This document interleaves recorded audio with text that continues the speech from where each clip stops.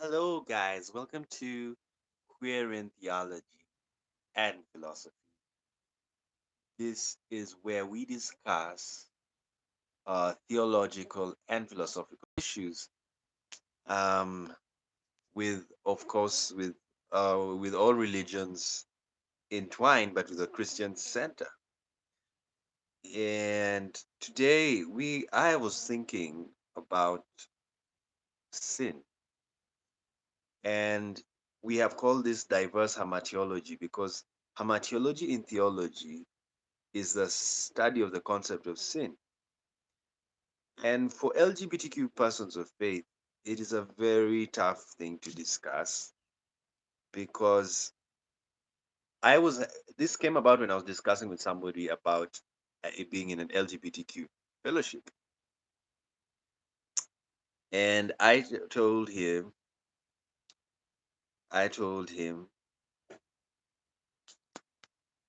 that, I discussed with him about the fact that we as LGBTQ persons fellowship in in the city in some place, and I asked him, "What do you think about that?" And the response was very interesting. And he told me, "Do you think Sodom and Gomorrah? I mean, how can people of Sodom and Gomorrah pray to God?" And I was like, "Ye- "Yes, they can pray to God. People of Sodom and Gomorrah can pray to God." And what I was trying to tell him was that gay people can pray. Gay people can call on God. Gay people can worship God. Gay people can serve God. Just like Gene Robinson, who is a bishop in America, he's a bishop. Have you seen Gene Robinson being struck dead? Have you seen Bishop Yvette Flander being struck dead? There are pastors who've died in America collapsing in the pulpit, but it does not happen to Gene Robinson, who is a homosexual, and he has his partner. Doesn't happen to Bishop Yvette Flander, who she is also married to her partner, who happens to be a woman. Hasn't happened to Vicky Beeching. You know, she was a musician and she believes in Jesus Christ. She believes in the Lord. So why has God not struck them dead for being gay Christians? That's the question homophobic Christians should ask themselves. And so the friend of mine, and I don't attack him, I thoroughly understand him. LGBTQ persons have that struggle of understanding. Even me, I have it. I used to have it. Now, every day it reduces in time because I'm studying and I'm thinking for myself and I question, you know, and even my view of God has changed. I believe that God is a friend. And even the Bible says that he is our friend. The way he was a friend to Abraham. And you talk to God, you can talk to God. And and when you're talking to yourself, who is listening? It is God. Yes, it's God who's listening. So, of course, some people tell you, like atheists, and I understand them, that when you pray, whom are you talking to? I mean, it's like talking to the phone and there's nobody answering you. So they to them and to some people they view that as schizophrenia. When you're talking to somebody who is not there, it's akin to madness. So those are the people who don't understand prayer. And what prayer does is that it's a way of communication, and it makes somebody communicate to his God, whom he thinks and believes that is there. So that is why even in science, they are studying faith and its effect on mental health because there's something faith does. to the mental health of the person. Now, so as I told you, this guy told me that, and I said, no, don't worry. Let LGBTQ, if an LGBTQ person wants to worship God, he can worship God. Yes. If a homosexual wants to praise God, he can praise God. Now, that's when he left me thinking that why do people, they say that when you are gay, it's a sin even to do gay sex. And so when they know you are gay, they don't even want you to go to church, or a place of worship, or even a mosque. They don't want. That's what people would say. But I disagree with them. No. Why? Because even if you call gay sex a sin, it is not the only sin in the world, or in your Bible, or in your Quran, or in your religious writing. I'm just saying, if you call it a sin, let's deal with the people who call it a sin. It's not the only sin. Eating pork is a sin, you know, according to the law, the Bible. Eating shrimp is a sin. Wearing clothes of different material is a sin. Tattooing is a sin. So all of these things are connected. If you say this is a sin, then that is a sin, and you're eating pork. So you are in the equal level with the homosexual. You who is attacking homosexual, saying he's a sinner and cannot even preach or cannot serve God. How can you say that when you are eating pork? You're eating pork and you're straight. Then you point this guy because he's gay and you see him singing for God. Then you say this guy is bad. Then you are eating pork almost every day. That homosexual has a right to say that you should not even sing. You shouldn't even serve God because you're eating pork. So what does it mean? It cancels out everyone because everybody is a sinner. That's what it means. Everybody. There's nobody who is not a sinner. Even the Pope. Yes, that is the fact. That is what, because the Bible even says it. All have sinned. All is the original sin. And this is why I even want to question the Catholic Church. Of course, I talked about original sin in the other video. The Pope is considered infallible. But why is a man of original sin infallible? You know? Right now, what is happening to theology and religion, there is a lot of discussion. You can even see in the Catholic Church the scandals. People are slowly, of course, it won't start now, but as the years go on, people are slowly asking themselves questions, slowly. And the millennials already are leaving church, they're not around church anymore, some of them. Why? Because they're beginning to understand things. And so this is what I'm trying to say. I'm trying to say that um, people, I mean, sin, those who call homosexuality sin, those who call it sin, they need to know that they need to know that if they are eating pork, and I know that they are also sinning, those who are calling homosexual sinners, they are also sinners. So you have no right to stop a fellow sinner from serving God, from worshiping God. All of you are sinners, even as you worship God in the church, even in the mosque. That's what the Bible has said. Paul said it. All have sinned. Now, that is, let's deal with the people who call homosexuality a sin. Now, we've dealt with it that the sinner is calling the other person a sinner, and him doesn't think he's a sinner, yet he is one.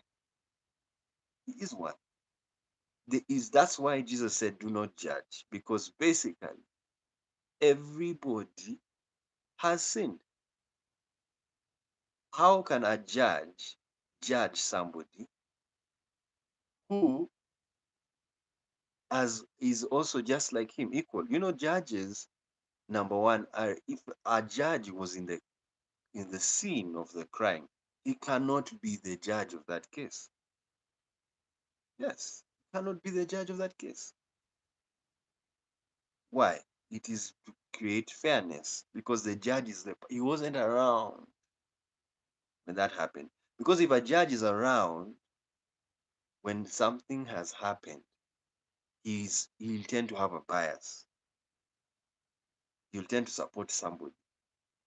That's the reason why most judges do not know what has happened until they go to court and they're given the facts by the lawyers. Now, that's the same with our life.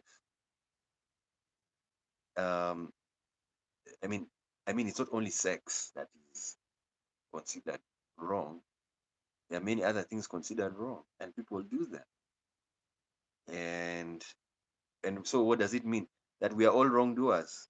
Yeah, we are all sinners, and so you have no right to attack another person, and especially when you even don't have evidence that that person has done what you think they've done. That's what Desmond Tutu said, that gay people have a right. You don't need to go and to infringe their right of privacy. When somebody says he's gay, just leave it at that and say, fine, live your life. Now, that's my take for those who call it as sin. Now, for those who don't call homosexuality a sin, which is me, I belong to the school of thought that homosexuality is not a sin. Why? Because the law, the law of Moses, I have come to realize the law of Moses is like the law of America and the law of Sweden and the law of Australia and the law of Nigeria. The mistake people make when they read the law of Moses is they think it is a divine law. English wise, it is a divine law because it came from God. From God. But it was written by a man called Moses, who was also a sinner. Remember, Moses even had murdered before he was called by God. He was a murderer. And even when he went to Egypt, they thought, how are you going to listen to this man who you murdered? We saw you murder. So Moses was also a lawbreaker. So a lawbreaker wrote the law. That's what happens. And it's still happening today. It happens today that people who break laws make laws. It's human nature because humans are not perfect. That is why in theology they study sin, the Harmartiology, because there's something about human nature. Humans have understood. Animals do not know whether they have sinned. They don't know. Animals don't know whether they've sinned. Why? They don't have the capacity to analyze their actions. They don't have the memory to analyze that what I've done is wrong. That's why in the Bible, there's a very interesting law that when your bull injures a person, you know who pays? It is the owner of the bull because the bull doesn't know. Doesn't know. So what do? You kill the bull. Some tribes kill the bull. Some tribes kill lions for killing people. But in some countries, you're not allowed to kill even an elephant, even if it destroys your crops, because the elephant is just living its life. It has no mental capacity to know that what it's doing is wrong, that I'm coming to someone's farm. Can you talk to an elephant and tell them, please, this is my farm, don't come here? The elephant will just and step on the crops because it's looking for food. So humans have the capacity to analyze their actions and say, I think I did something wrong. I think I'm not I'm not perfect. I made a mistake. So that is where the concept of sin came. Now, remember very well that when Moses wrote the law, other nations existed. People read the Bible and they think that it was only Israel that was in existence. Egypt existed and was more advanced than Israel. Israel started becoming advanced in the days of David. Those were 2,000 years after Egypt was already established. Almost 2,000, 1,000 years after Egypt was already established. 1,000 years. Think about that. 1,000 years is when, after 1,000 years, is when Israel became advanced. And it didn't even reach the level of Egypt. Egypt was, before 1,000 years, Egypt was very advanced. The pyramids are the signs of that. The hieroglyphics are the signs of that. The shaduf, the thing that they use to irrigate on the river Nile, is a sign of that. And then the next door was Mesopotamia, very advanced. Then you go to Babylon, advanced.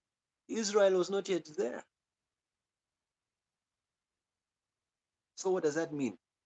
Moses got the idea of making laws from these other nations that already had laws. Do you know Egypt had a law? It is written in Genesis. The law was Egyptians were not supposed to eat with Hebrew people. So what happened? Joseph was a Hebrew who happened to be the prime minister of Egypt, and he could not eat with his brothers because of that law. So even after he revealed to his brothers that I am your brother whom you sold to slavery, and when they cried and said, forgive us, and he forgave them, and then there was a meal ordered,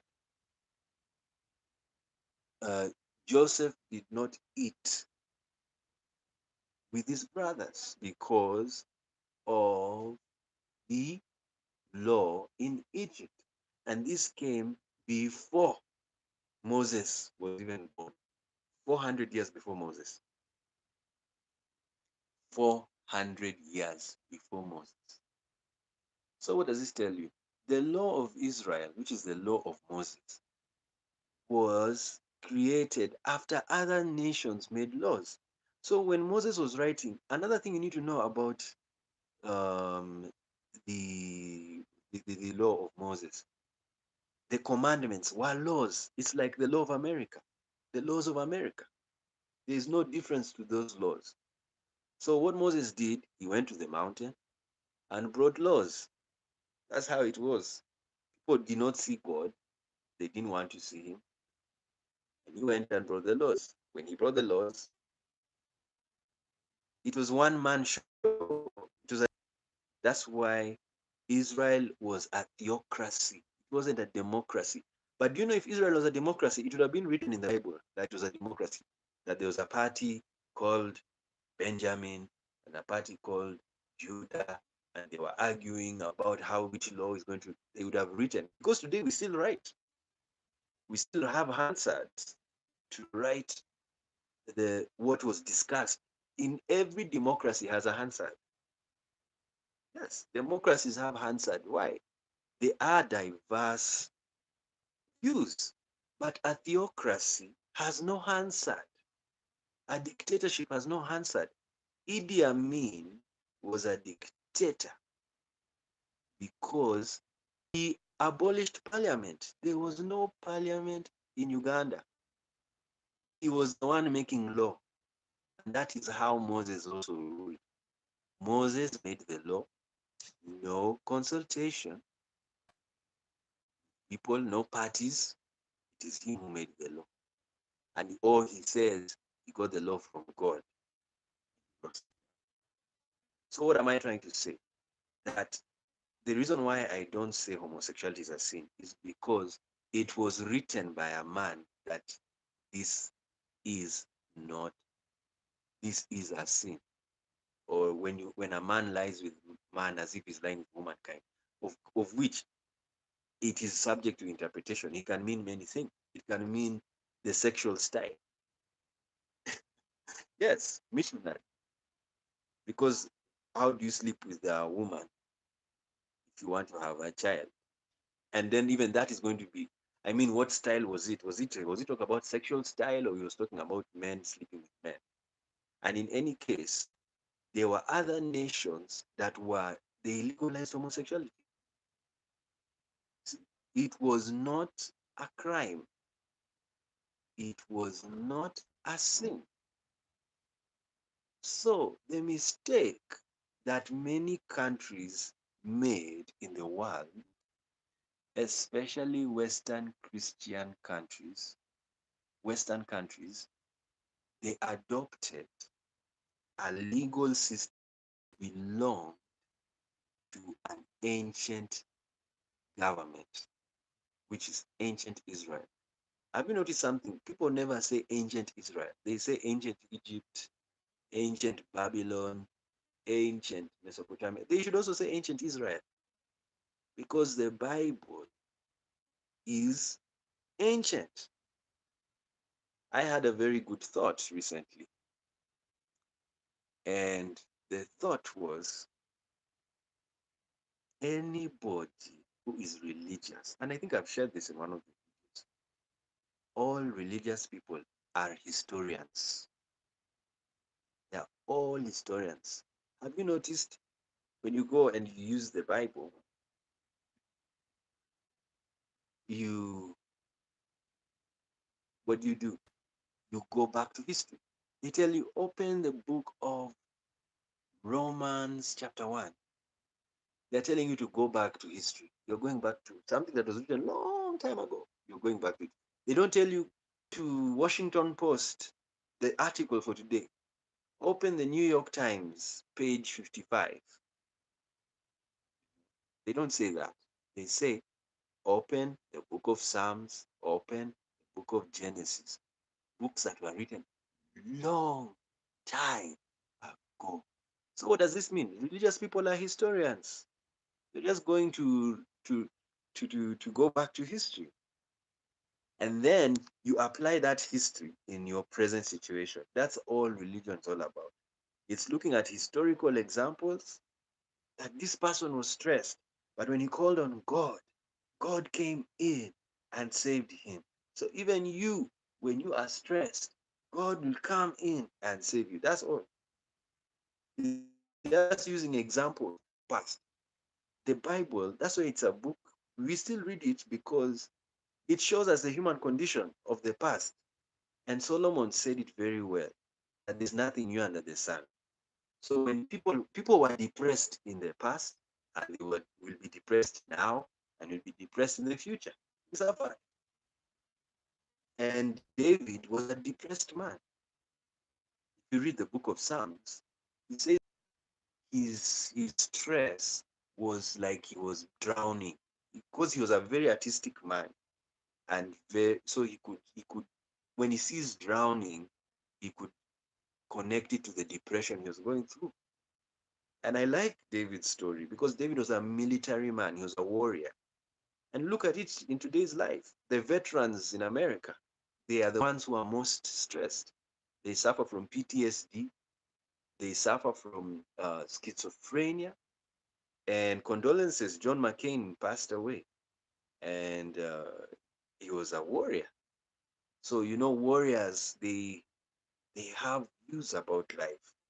Their view about life is very different, and they go through a lot of depression because the reason why they go through depression, they are in war zones. So when you're in a war zone, it affects your psyche, and your psyche can even get sick. So that's why people had PTSD, and that's what I'm saying. David was also a depressed man. You can read from the Psalms. But what used to encourage him was religion. He just believed in God and said, uh, God is my help. My help comes from the Lord. When I look to the hills, where does my help come from? My help comes from the Lord. So he was doing all of this because of depression. And actually, most psychologists, Christian psychologists, they encourage people to read the book of Psalms because it's a book of prayers and it cools you down, it encourages you, it talks about joy, singing. That's why I always say musicians are just psychologists.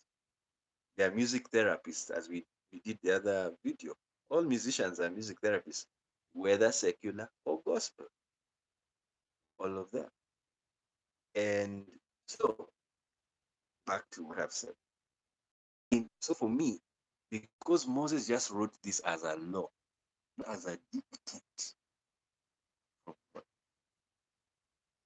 I do not view homosexuality as a sin because Moses wrote it as a law for Israel. And secondly, even if he wrote it for them, he wrote 613 laws. All those laws were continuously being broken in Israel. The most important statement you need to get from what I said, all those laws were being broken continuously. So, what was the problem? Was the law the problem? Do you know Paul called the law the problem? Paul said the law was the problem, God's law. He called it weak. And I used to ask myself every time I used to read that verse in Romans, and I say, why did Paul call God's law weak? Yet we are told God is perfect. See, he, in short, Paul actually, to be very rude, Paul rubbished God's law. He said it was weak. Why? Because people broke it. So this is why some people live in this belief. So they criminalize it. They sin it. I mean, Piers Morgan told Rick Warren, amend the Bible. Simple, brilliant. The best solution from Piers Morgan to the church. Why? Piers Morgan understood that the Bible was a law book, especially the first books. It was laws, legislations, and they were just primitive legislations. That's why they're not even written. They're not written like today's laws because as man goes up and advances, he becomes better in language, better in understanding, better in construction of sentences. So that's why our laws today are very many. When you study law today, it's stressful because you read a lot of books. But can you imagine in the time of Moses, all you needed to read was the 613 laws, the lawyers of that time. Only 613 laws, and they were just one sentence. Pa, pa, pa. Some of them can even cram and recite them. But today, because of advancement, remember the time of Moses is over 2,000 years, on 3,000 years. Please count. 3,000 years of having the Moses Israel. And you want us to say that we'll write laws just the way Moses wrote? Then humans have not advanced and they have stagnated in development. Yeah, that's why the laws are different. Go to Israel today. Do they write laws like Moses? No, they don't. Because they have advanced. So I'm really begging Christians to change their outlook and study. But sometimes it really takes people they need to really understand this was a law that was to govern people. It was a theocracy. It was not a democracy. Christians now live in a democracy. That's why you can have Christians in the Democratic Party, like in America, and you can have Christians in the Republican Party. It's because it's a democracy. It is not a theocracy. A theocracy means all Christians will follow, and non-Christians will follow the law of the land. But in a democracy, there is diversity of views. Some Christians view homosexuality as a sin, and most of them are Republicans right now. Others do not view homosexuality as a sin, and most of those are Democrats, and they're all Christian. They go to church. Yeah, they go to church. So what does that mean? Because you're in a democracy, and in a democracy you have freedom to belong to any party, freedom of association. Are you seeing how humans have advanced? We have advanced very well. We are. Do you know right now, for World War III to happen, it will take a very, very grand event. Because as the more years are going on, humans are trying to avoid any attempt. That's why we have the media. Do you know why we have the media? And right now, the media is no longer national, it's global. Global. We know what happens in America in a minute, and we're in Africa. We know what's happening in India. Direct. I'm live right now, meaning anybody in the world who gets my channel is seeing me right now. And we're not even done. You know, humanity, we are yet to advance to such an extent that you can watch YouTube on Venus. You can watch YouTube on Mars. So these are the things we should understand about the law and sin. So I've given my thoughts about that. Now let's finish with diverse Harmartiology. Now, what I mean by diverse Harmartiology is that, as I was telling you, Israel criminalized homosexuality. Ancient Israel, not this Israel. Ancient. Modern Israel does not criminalize homosexuality.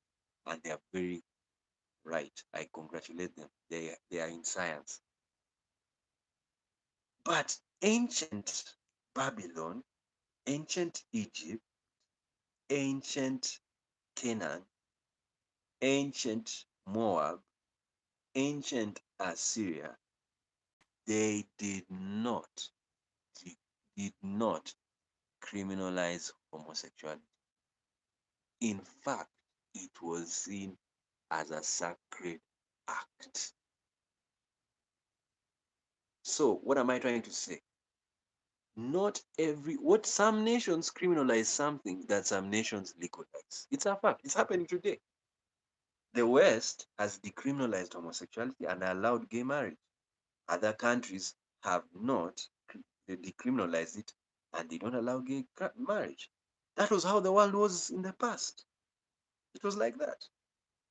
Even if we are advancing to allow gay marriage and criminalize homosexuality, we will still, even within this 100 years, there are some countries that will not change.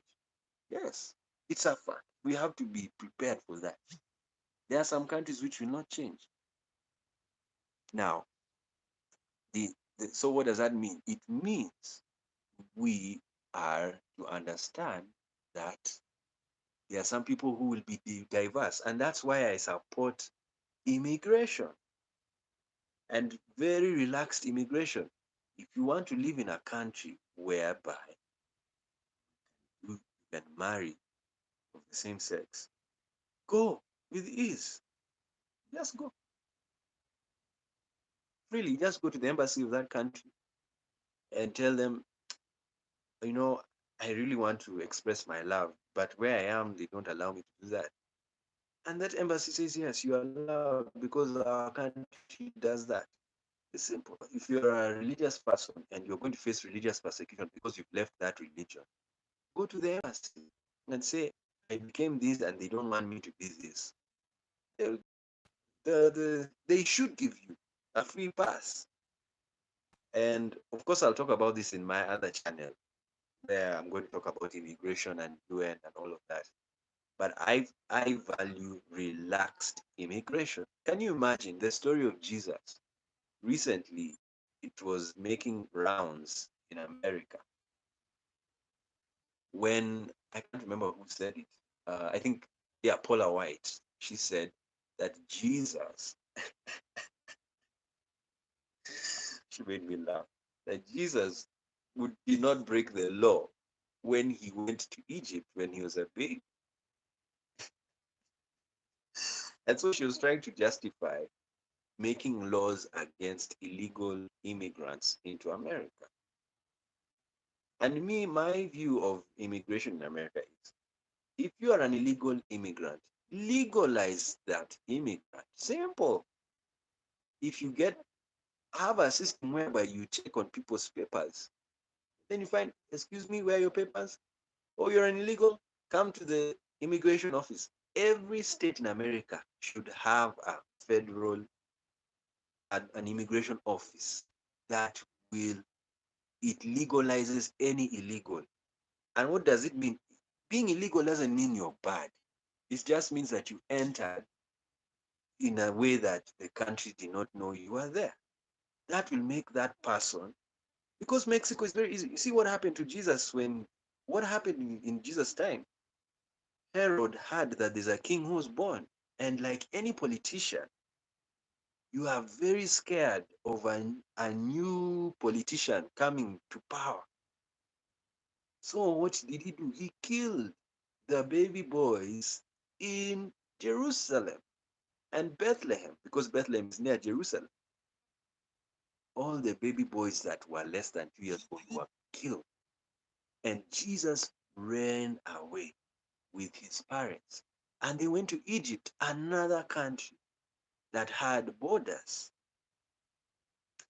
Now, when they went to the borders, Egypt was a kind country. From what we get from that story, Egypt was a kind country because they didn't tell Jesus, "Excuse me, you're an illegal immigrant. You can't enter. Just go back." You see, they didn't do that. They took Jesus in and they stayed until Herod stopped killing. So, what does that mean? Egypt was a kind country. Now, what does that mean about America? It's not a kind country. If it even wants to build a wall, yeah, it's not a kind country. And it should be kind because I mean, Jesus was running away from death. That's why the border should never be closed. When people run away from death in another country, please never close the border. Do not close the border when people are running away from death. Let it be open because you don't that person is scared for his life. Protect their their right to life. Can you imagine if you're running away from war in your home country and you get to the border and they close it and they say no, because of law, we are not letting you in, no matter what you do. Some people can even die there out of fear. See, that's why you don't shut borders. You let them be open because you care. You think of the other, your neighbor. Your neighbor could be involved in war. So anyway, that was just we had gone there. Now, I'll just talk about diverse Harmartiology. So some countries legalize what some countries criminalize. So the problem with that is that nobody knows what is wrong and what is right. That's why there is no truth. There is no truth. Or rather, let me say it this way. There is truth, but truth is diverse. This is the truth. Gay marriage is legal in Australia. That is the truth. It's the truth. Gay marriage is not legal in Nigeria. That is the truth. You see, now, one is legal, the other one is illegal. So all of them are saying the truth. And what's the point? The point is that truth is diverse. What one person calls wrong, the other person will call right.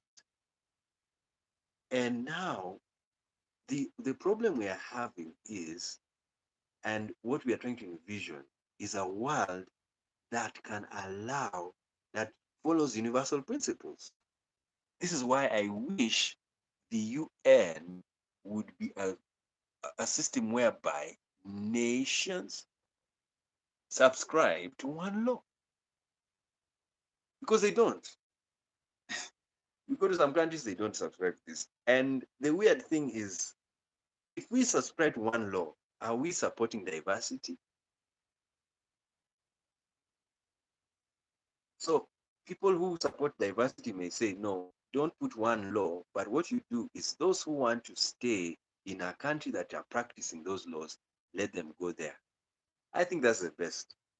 Because rather than saying maybe put one law for everybody, govern one law and let people, like maybe like Muslims. But the only problem about that, it's going to create countries in blocks. Like you can even create one whole white country, pure white. Then another country, pure black. Then another one, pure gays. Well, it could be nice. Like me, I would love a country whereby it's just only gay people. You do your own things, you have your own fun and everything. Yeah, sometimes we like homogeneity, and that applies to even relationships. People don't they like relating to their own, but it's not the best. The best system to me is multicultural because that one we get to it is natural. Multiculturalism is natural. It is multidiversity. It's biodiversity. It's a fact. Even in your own family, do you know you're different? In your family, siblings can have different blood groups. Yes. In your family, one mother, one father, five children, different blood groups. Yeah, can happen. It's science. So what does that tell you? Diversity is so natural. So if it is natural, we are to learn to live with diverse views. If this guy next to you is a Muslim, this one is a Hindu, you're a Christian, you need to learn how to live together because you've understood diversity. If this person is gay and this one is a bisexual, this one is straight, they need to learn to live and work together. Not what we are having in workplaces whereby they discriminate against you because you're LGBTQ. In short, they are saying, we don't hire gay people. So what they're trying to tell you, that office is only filled with straight people. That's wrong. Because what if gay people are the ones in power? They will also say we don't hire straight people. And they also discriminate against you. So it is lose-lose situation for both people. But what we're supposed to have is a situation whereby you hire somebody based on their commonalities. That if you are merited for the job, whether you're gay or straight or black or white, you get the job. That's it.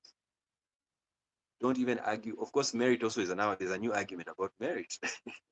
I don't want to go to it because people are saying that if you are if you are meritorious, it's because you've come from a good uh, upbringing. And I don't agree with. I don't know. I don't agree with it. No, I don't agree. Merit is merit because some people can come from a good upbringing and they don't really merit. They are not merited in that area. And others come from poor backgrounds and they are merited in that area. So I don't buy that. I saw that one video and I don't think I agree because they're trying to say that some people. Uh, anyway, I don't want to go on that. I've already told you the best thing is go for commonality when you're hiring people. What do you want from an employee? Not what is your employee doing in private. Those are petty things that people just look at and say, oh my God, he goes to a gay club. Oh my God, don't hire that one. No, you hire for the good he's going to bring. Because if you hire somebody based on what they do in private, like I had another friend of mine, they asked him a question that, do you drink? And he said, no. And I said, oh, good, good, good. And you know what? He got the job. Why? For them, they don't want to hire drunkards. But I was like, is that what you were looking for in this person? I don't know. It's very weird. But there's these days the world is so funny for me personally because the more I am thinking and observing, actually, don't these days I read, but there's a new type of knowledge I'm having of knowledge acquisition. It's observing, just looking at things and asking questions. So when he said that, I thought to myself, now, is it drinking that's going to give me the job, or they want me because I can do the job? Because drinking should not be the issue. It is a side issue. That's a private lifestyle issue. You do what you want. There are some who drink and they do their job better than the ones who don't drink. There are some who smoke weed and they do the job better. Yes, it's all about doing the job. It came to Hollywood movies, and people had the argument that straight people shouldn't act gay roles so that they can give gay people a chance. And I was like, no, not really.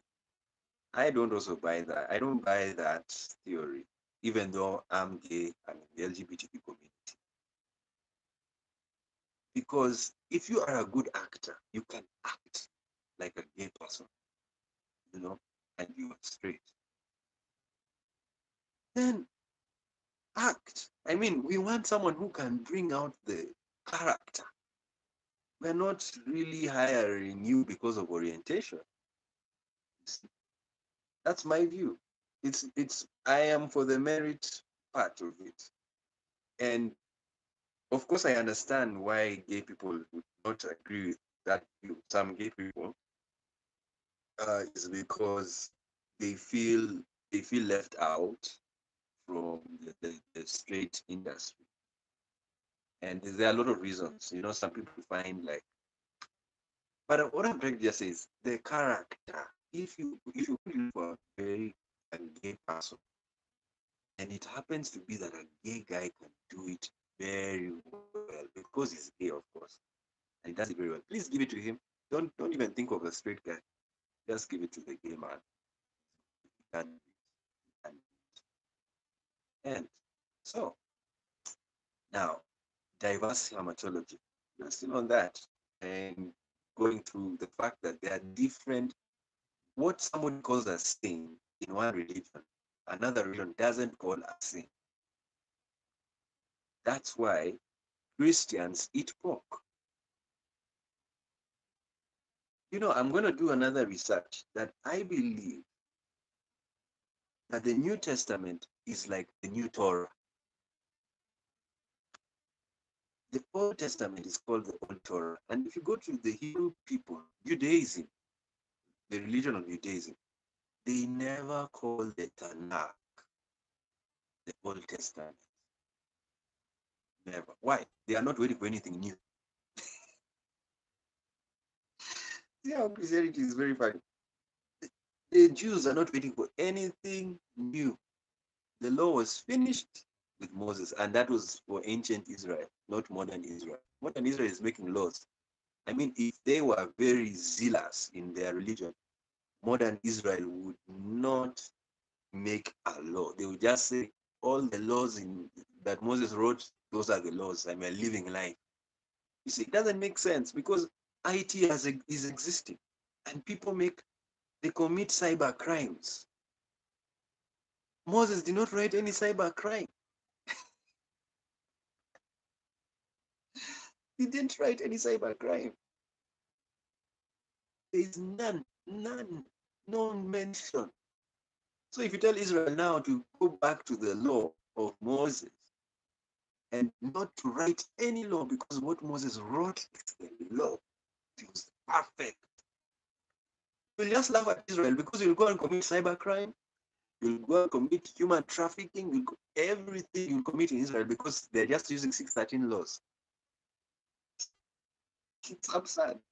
So, uh, what I was trying to say is basically some religions they because of that difference of laws, I mean countries have different laws and everything. And I was talking about how the old Torah, the Jews don't have a new Torah because they just call it the law of Moses, the Torah. But what I'm going to do in my research is I've seen Paul. The New Testament is actually the new Torah, and the Old Testament is the old Torah. And the reason why Christians eat pork, it is because they are following the new Torah. Because Paul said that you can eat anything. Yes, anything. I mean it. Anything. You see, now the problem with Paul saying that, what if you eat humans? Yes, people eat humans. It's not wrong, according to the new Torah. You can eat anything. Just give thanks to God when you get meat. Give thanks. And it's done. So Christians follow that law of Paul. So what I'm trying to say is that the New Testament also has commandments. And someone also did research and said there are more commandments in the New Testament than there are in the Old. The New Torah. That's what we're going to call it. I think I'm going to write a book about the New Torah to show that Paul was just another Moses. And he borrowed some laws of Moses. He repeated them. Then he changed some because of he was very intellectual. Paul was very clever. Imagine Paul didn't work with Jesus, but he wrote like as if he was Jesus' best friend.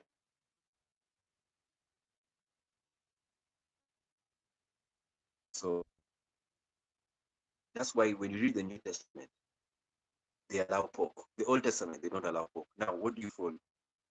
And then you say you follow the Bible. You see? So anyway, I can talk and talk forever. So basically, that is Harmartiology. Then when you go to India, they don't eat cow. Beef. They don't eat beef because they have a reason. The cow is God. Cow is a God, so we don't eat it. But when you come to Africa, oh my, cow meat is the thing. Is the thing. You dare tell people that you're not going to eat cow, they can even strike. But in India, it's a sin to eat cow. So what does that mean? There are diverse sins, there are diverse crimes. And then even it's not even diverse. It is that what somebody calls a sin, another person doesn't call a sin. That's what you understand. That is all I could say about theology. That is the study of the concept of sin and um, self-righteousness. Oh, actually, let me finish on that. I forgot that.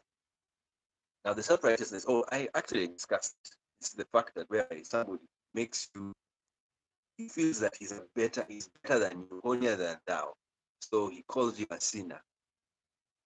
Calls you a sinner because so you here. I saw you do this. I saw you. Yes, that is. I will not. In the New Testament time,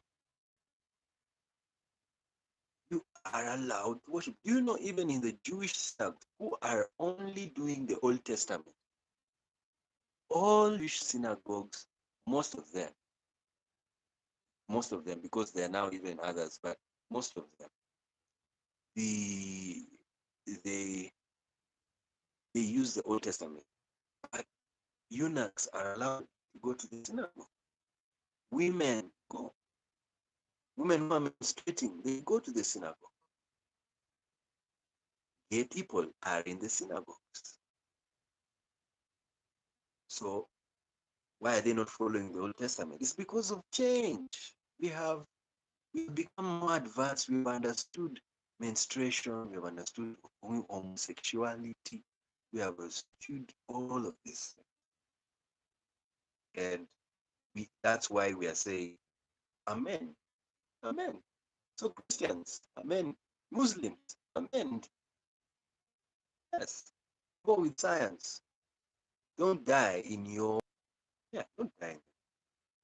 Just Amen. Carry on life because unless the law was written so that you do it in reverse. You know, there's some people who make laws in reverse. For you to steal, they say, do not steal, so that you can steal. They tell you, do not eat pork, so that you can eat pork. Yeah, there are reverse legal systems. And I won't tell you where they are. You go and read and do your research. So self-righteousness is the worst thing that happens, and it's very dangerous. You can fall into that trap. Don't be self-righteous or avoid it. Because if I tell you don't be, you may now say I'll be self-righteous. No, avoid self-righteousness, whereby you feel better than somebody. Because there are some people, they are bad in drinking alcohol than others. You know, they drink, they don't make noise. Others, when they drink alcohol, they make noise. Others, when they drink alcohol, they do very bad things. And then someone says, look at that one. Oh, of course, I know it is for entertainment effect. It's very entertaining to look at somebody who is suffering or is less than you. It's very entertaining. You feel, oh, you glory in it. It's human nature. But don't take it over, glorify it to the extent that you want to make that person. You want to lessen that person, to oppress that person. That's racism is a form of self-righteousness. We're better than you guys because we could do all of this. See, it's just self-righteousness, and it's human nature to feel proud and better than somebody else. And I'm not saying that I'm trying to I'm not trying to create a robot out of. I'm just saying, just be free. In case you become self-righteous in the middle, it can happen. First of all, you need to know that. And today we won't do this, won't talk about it today, but we're going to talk about, still on Harmartiology, sin, the concept of sin and error. People think that once they get saved or once they are baptized, they will never commit a mistake. So it's an error. Scientifically, it is wrong. Scientifically, yes, it's wrong. It doesn't hold water even in science that a human being won't make a mistake. Why? It is human nature to err. It is human to err. So it is human to break a rule. It can happen. Sometimes you can forget. You can forget something, and in your forgetting, you've broken a rule. So are you going to blame somebody because now he has ceased to be holy? And we're going to discuss this because when you say that a sin is greater than what Jesus Christ did on the cross, then why did Jesus die? Doesn't make sense. Because when Jesus died, he was the sacrifice of all sins. And that sacrifice didn't mean you will stop sinning. It didn't mean that. That's the mistake. And please be very careful of that theology. There are some theologies that are dangerous, and it's that self-righteousness. Dangerous.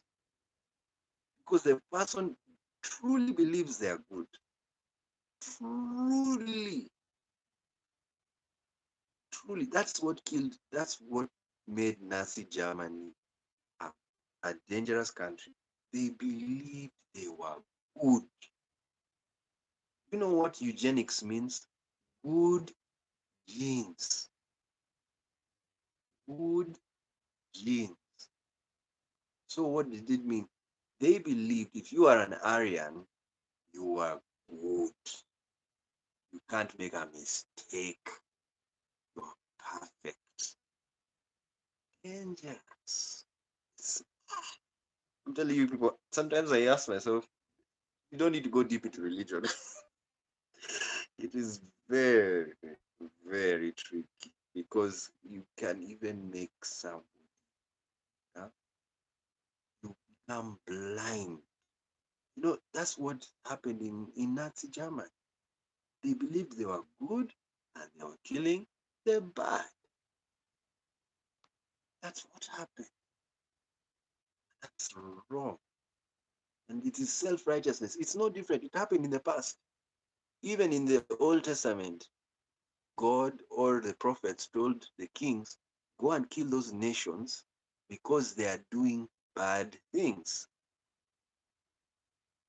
That's why I implore people to leave that duality and the duality of this is a good guy, bad guy. Oh my, can get you into trouble because you'll be looking for the bad guy. Like what happened, the Jews were the bad guys in Nazi Germany and Europe. Don't forget, it was not just Nazi Germany, it was Nazi Europe because Hitler was was finishing Jews all over Europe. So he had to get European countries, he invades, and he looks for Jews because he was believing those were bad genes. And that's not how you do it. It's very wrong. And anyway, so we'll talk about that aspect of um, uh, the fact that people will make errors many times, and you have to learn. And sometimes the best people are those who are tolerant. They can handle people who make errors. Because some people are making errors not because they just can't. What are you going to do with them? Are you going to kill them? So that's what happened in Europe. They killed people because they felt you can't live up to our state, our standard. We want you to reach this standard. You can't. Go. See? Dangerous. We are supposed to be a conscious society whereby we think of people and we care for everybody. Even the weakest person. There are people who are weak, even intellectually. Weak. Weak. Are you going to kill them?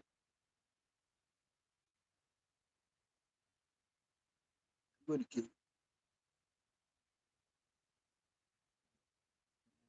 Why? Because they have a right to live. What you're supposed to do, you who is mentally strong or intellectually strong, your job is to help those who are intellectually weak. That's what happens with the when economically strong countries are supposed to help economically weak countries. That's why we have investments. Yes, have you ever seen a poor investor going to a rich country? What is he going to do? He has no money. And he wants to invest in a rich country. No, it's a rich investor that comes to a poor country to uplift it and gain also from that. That's how it's done. Anyway, guys, I can talk, but I'm very happy. These were my thoughts of the day and the week after talking to my friend. And yeah, we'll still talk about these issues of sin and righteousness.